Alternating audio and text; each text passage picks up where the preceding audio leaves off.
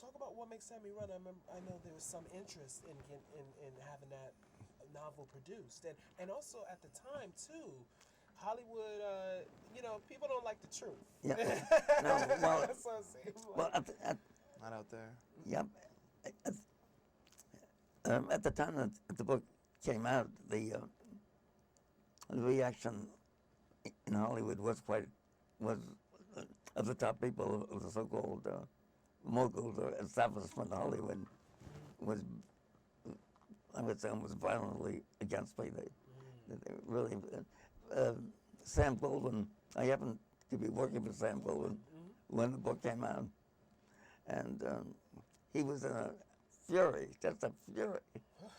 For one thing, I think seeing What Makes Sammy Run, and at that moment I'm working for Sam Goldwyn, without reading the book, he just assumed it must be about him.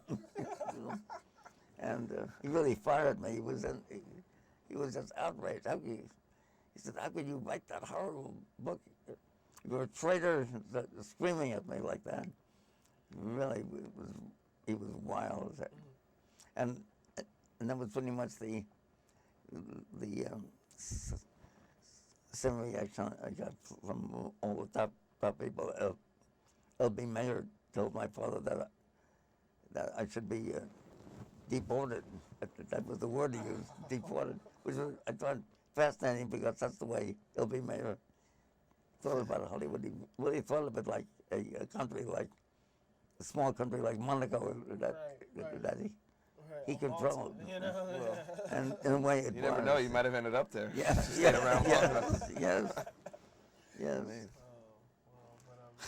But the reaction was at that time. I really couldn't go back. I was John Wayne, tell him. And John Wayne took such umbrage about that. He for some reason he thought it was not only anti Hollywood but sort of anti-American. He thought it was like communistic to write that book, and he never let up on me. Every time I would run into him, he would get really on my case. Even years down the road, like decades down the road. Decades and decades. He seemed like that type of man that will help a grudge or something, John Wayne, and finally,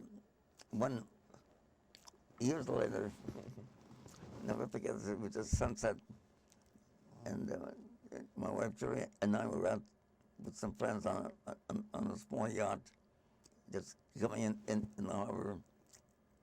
And someone had a guitar and was playing, and we were drinking daiquiris. It was a beautiful sunset night. I got this. In Puerto Vallarta. Oh yeah, Puerto Vallarta. Just about as happy as one can get. And my wife Julie said, but just at that moment, I said, but I hate to tell you who's coming in side by side. I looked over, and there was John Wayne's boat coming in right with us like that. And we got off, and humorously, the little mayor of Puerto Vallarta was so excited. He said, "This is a great moment for Puerto Vallarta." One of the most famous film actors and one of the most famous authors, and both known as friends of Mexico were arriving at the same time. It's a great honor for us, and we want to give you a cove, this sort of luau party honoring you. So I was up in my room with Joy, and I didn't want to go down because Wayne was down there, and said, I'm not going down. And my wife said, but you have to, it'll be such an affront. These local, officials don't know anything about the feud, and they'll just take it as an insult. And no one is loving Mexico, and you have to go somewhere. And Jerry said, what if I arrange it that we'll put you in one corner? It's a big room. We get back to the room, and we'll put Wayne in the opposite corner, and you won't even have to see each other. So finally I said, all right, I'll go. So I go, I sit down in my chair at the table. I'm not in the chair 5 seconds, but I feel his arm around my neck, and I look up, and there he is again. Right on me again, physically on me like that. And I got up, and he got, it's the same thing. You're anti-Hollywood, you're a communist, you're the same damn garbage. And we sort of started a fight. We were pulled apart, and we decided the two of us to come back after midnight when everybody else was gone. We were going to have this fight out together.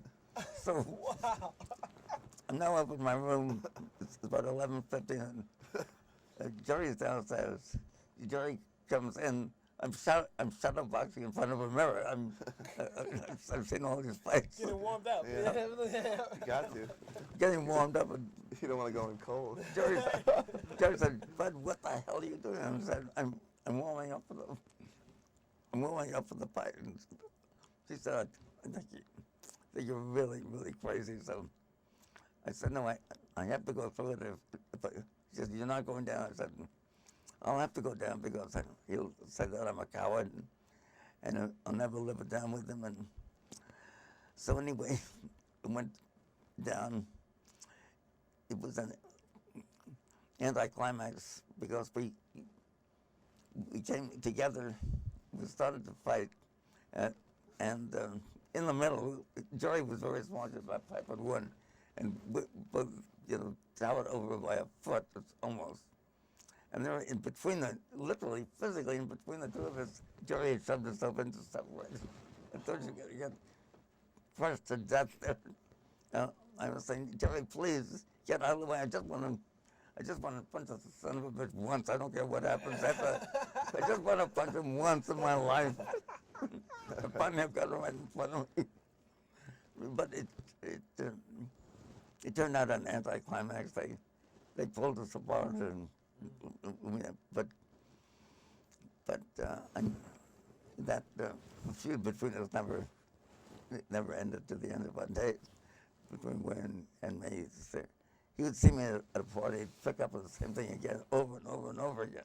Oh boy! So Really? even when you confronted him and you were ready to fight, you Over and over, he you never. think that he would stop? After No, that? Oh, he boy. never stopped. He He never stopped. He died. It was a pain in the ass, that Wayne. It really was.